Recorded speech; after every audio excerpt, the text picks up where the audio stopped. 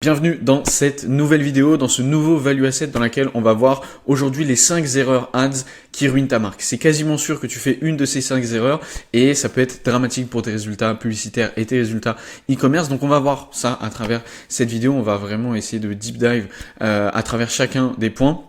Mais avant, petit disclaimer, je reviens à un format peut-être qui te plaira plus, beaucoup plus brut, où avant je travaillais un petit peu plus sur la forme, mais là je veux vraiment me concentrer sur le fond, donner un maximum de value, un maximum de valeur à travers chacune de ces futures vidéos. Donc voilà un petit peu pour le disclaimer. Et deuxième disclaimer pour commencer, je t'invite à récupérer tes 50 créas top performers offertes et le bonus qui va avec. Tous les liens sont dans la description. Si pareil, tu as besoin de te faire accompagner en ads, ce serait avec plaisir. Donc on va passer au premier point. Hop.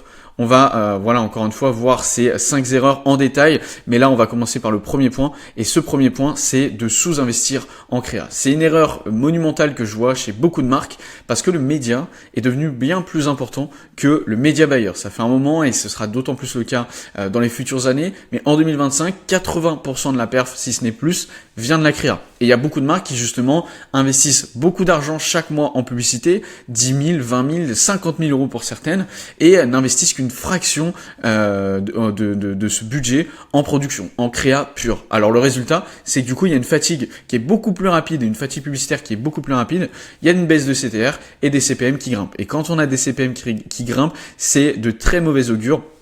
Ça engendre évidemment des coûts derrière, des coûts d'acquisition, des coûts par acquisition, des coûts par ajout au panier, des coûts par ajout de informations de paiement initié, etc. qui sont beaucoup plus élevés et donc derrière moins de rentabilité. Ce qu'il faut faire pour pallier à ça, c'est vraiment de tester une nouvelle créa au minimum par semaine, un nouveau format, un nouvel angle, quelque chose qui est vraiment nouveau, apporter de la nouveauté, 3 angles testés en rotation continue et intégrer de l'UGC, des formats qui sont plus bruts, de la facecam, du storytelling pour avoir aussi du top of funnel et éviter cette fatigue publicitaire et pouvoir parler aussi à du plus grand nombre avec certaines campagnes et certaines publicités en ayant encore une fois la bonne stratégie. À retenir, si tu mets 100 000 euros par mois en pub, mais tu dois investir au minimum 10% de ce budget dans ton contenu. C'est d'ailleurs vrai pour peu importe le budget, mais c'est d'autant plus vrai quand on investit beaucoup, quand on est à des 100 000 euros par mois d'investi en publicité, c'est vrai que ça commence à être des gros chiffres et c'est là où il faut vraiment capitaliser sur la partie créative pour sortir du lot et vraiment faire mieux que la concurrence. Donc voilà, ça c'était la première erreur, sous-investir en créa. Deuxième erreur, c'est le fléau du plafond de verre. Donc ça, il y a certaines marques qui bloquent un seuil de rentabilité et de scalabilité sans comprendre pourquoi. Si tu stagnes à 2 de ROS actuellement, que tu stagnes tout simplement, et que tu n'arrives pas à dépasser les 1000 euros par jour de dépenses en stable, c'est vraiment important en stable, le problème c'est pas l'algo, c'est très probablement ta structure. Les raisons fréquentes, c'est qu'en général, il y a une offre qui est trop courte. Il y a un panier moyen qui est bloqué en dessous des 40 euros, c'est très compliqué justement de faire grandir ce ROS. Il y a une lifetime value qui est aussi faible. Ça, à long terme, c'est hyper important pour la rentabilité d'une marque et même publicitaire de manière générale, d'avoir du réachat, d'avoir du back-end, ce que j'ai noté juste ici, et avoir un funnel, un tunnel de vente qui est peu scalable. C'est aussi un point qui est limitant et c'est énorme à quel point ça peut jouer énormément sur la rentabilité et la scalabilité à long terme. Avoir une landing qui est rigide, c'est vraiment quelque chose qu'il faut bannir. Pas de mobile first, ça pareil, c'est un tue résultat. Et les solutions en revanche, de l'autre côté, c'est de travailler justement son AOV, son panier moyen, avec des bundles, avec du cross-sell, de l'upsell, ajouter des upsells, des séquences d'emails, d'SMS, repenser vraiment ton produit comme une machine à cash, pas comme une vente unique, voire long terme, voire je le disais, augmenter le taux de conversion, le panier moyen et la lifetime value à long terme. C'est vraiment tout ce qu'il faut comprendre à ce niveau-là. Et c'est une erreur, encore une fois, que je vois beaucoup, ce fléau du plafond de verre que beaucoup de marques atteignent assez rapidement, puisque, encore une fois, quand on a les bonnes strates, qu'on a vraiment une bonne compétence publicitaire, arriver à ce plafond de verre, c'est assez, entre guillemets, simple. Suffit d'avoir toujours les bonnes strates et d'être performant en publicité. Et ensuite, on arrive à ce plafond de verre et il faut scaler. Et c'est là où il y a un plafond qu'on a du mal à franchir. Et je viens de te donner les solutions et je pense que ce sont les meilleures. Maintenant, erreur numéro 3, investir sur du trafic de basse qualité. C'est facile de faire du volume, c'est très dur par contre de faire du volume qui est rentable. Parce que si tu as des CTR, tu as du trafic, mais peu de conversion, c'est très probable que t'achètes un placement, t'achètes peut-être des gens qui ne sont pas faits pour acheter. L'erreur fréquente, c'est justement d'avoir des créas qui sont trop larges, qui ne sont pas assez spécifiques, elles sont conçues pour être trop virales, pour plaire en fait au plus grand nombre. Ça peut, encore une fois, ça rentre dans la stratégie que je disais tout à l'heure en top of funnel. Il y a beaucoup de marques qui mettent ça en place et ça peut être un game changer énorme. Mais le but, c'est d'avoir justement des créas qui sont très très ciblés. J'y reviendrai juste après. Mais encore une fois, avoir des créas qui sont trop larges, trop virales, sans filtre, ça c'est une erreur. Un ciblage qui est mal aligné avec du broad qui est mal travaillé, par exemple, pareil, c'est une erreur. Ou une promesse qui est trop agressive, ou par exemple par rapport à une réalité produit qui est tout autre. Ce qu'il faut faire dans ce genre de cas, c'est avoir des créas qui filtrent dès les trois premières secondes. C'est ce que je disais, qui sont très précises dans les mots qu'on utilise, dans les personnes à qui on veut parler, grâce encore une fois aux mots qu'on utilise dès les 3 premières secondes pour de la vidéo. Mais c'est pareil pour de la statique, c'est pareil pour du carousel. Il faut aussi une landing page, une page produit en e-commerce particulièrement, qui parle clairement à la cible.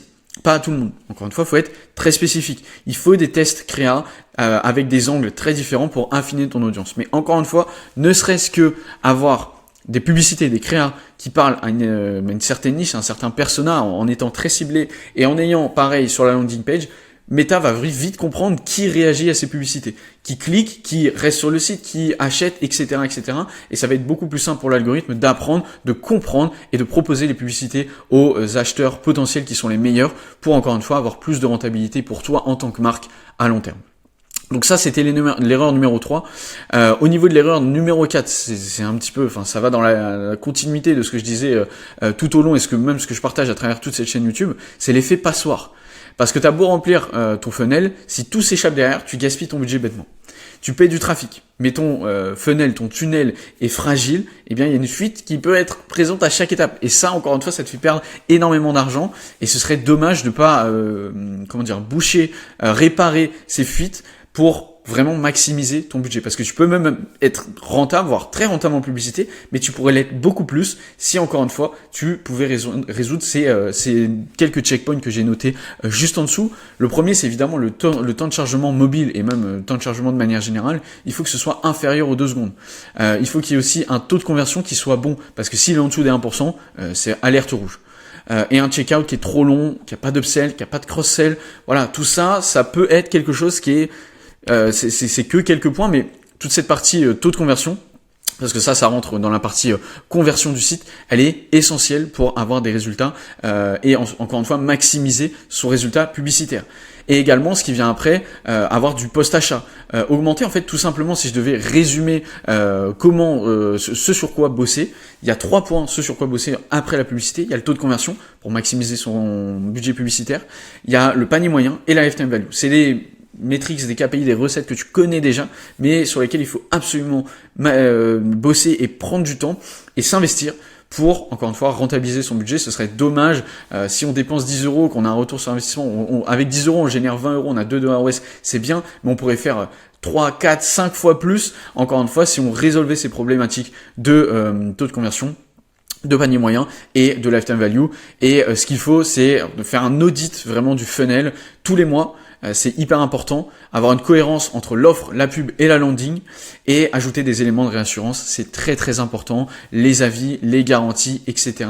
Les USP très visibles, je l'ai noté, tout ça, ça joue énormément. Et ça permet justement de résoudre cette 4e erreur qui est l'effet de passoire et qui est qui peut faire perdre beaucoup d'argent à certaines marques ou qui gâche le potentiel de d'autres qui gagnent de l'argent mais qui pourraient vraiment être à un niveau beaucoup plus élevé.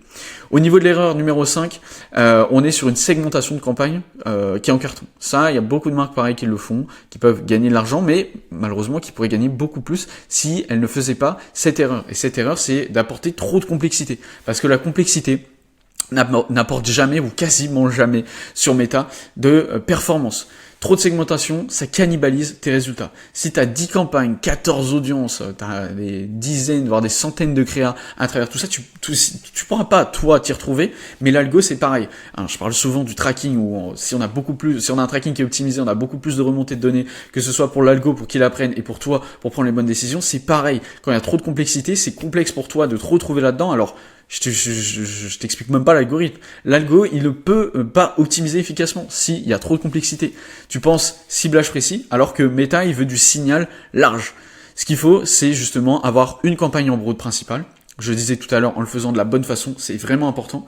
2 à 3 adsets max. et des créas dedans, avec des nouvelles audiences qui s'approchent par angle. Oui, voilà, je remettais un petit peu dans ma tête ce que j'avais écrit, mais avoir des créas justement qui sont égales à des nouvelles audiences. En fait, on ne cible plus directement, encore une fois au niveau de la campagne, au niveau de l'adset, on est sur du broad. Le but c'est de cibler au niveau du message qu'on transmet, ce que je disais tout à l'heure, être spécifique. Et être spécifique en ayant, si c'est possible, des landing pages derrière qui suivent et qui offrent une cohérence, encore une fois, entre la pub, le message, l'angle et la landing sur laquelle le client potentiel atterrit. Et avoir une approche par angle, par âge, par sexe, par intérêt et surtout par créa. Et moins tu touches au compte, plus tu le simplifies, plus il performe sur le long terme. C'est vraiment quelque chose qui est hyper important à comprendre. Donc si vraiment je devais résumer ces 5 erreurs, le fait de sous-investir en créa, c'est une erreur qui est monumentale. Le fléau du plafond de verre, c'est à casser absolument avec tous les points que je t'ai donnés juste en dessous. Investir sur du trafic de basse qualité, ça pareil, il faut vraiment faire attention à ça. L'effet de passoire, pareil, ça pardonne pas chez certaines marques qui ont coulé à cause de ça et qui vont continuer à couler à cause de cet effet de passoire. Et puis la segmentation de campagne en carton, voire la sursegmentation, on pourrait l'appeler. C'est vraiment des erreurs que je t'invite à ne surtout pas négliger et à résoudre si tu les fais de ton côté. Je retermine par le fait de t'engager à récupérer tes 50 créas top performance offertes en bonus dans la description. Je pense aussi, pourquoi pas, mettre à disposition ces formats que je vais télécharger très probablement en PDF et que je te donnerai gratuitement. Pareil, dans le lien dans la description, probablement. S'il n'y est pas, c'est que ça viendra peut-être plus tard, sinon ça viendra pas. Mais voilà, c'est quelque chose que j'envisage de faire parce que c'est des value assets qui sont hyper complets, qui je pense pourront aider énormément de marques et qui, encore une fois, sont full valeur, sur lesquels je passe beaucoup de temps. Donc voilà, je fais pas plus long, je te souhaite énormément de succès dans tes publicités, en espérant que la vidéo t'ait plu. N'hésite pas à me donner ton avis en commentaire, ça me ferait super plaisir. Je t'invite à t'abonner également, à récupérer tes créas, et si tu as besoin d'aide en publicité, ce sera avec plaisir de pouvoir t'aider. Tout est en description. À très bientôt et plein de succès dans tes publicités encore une fois.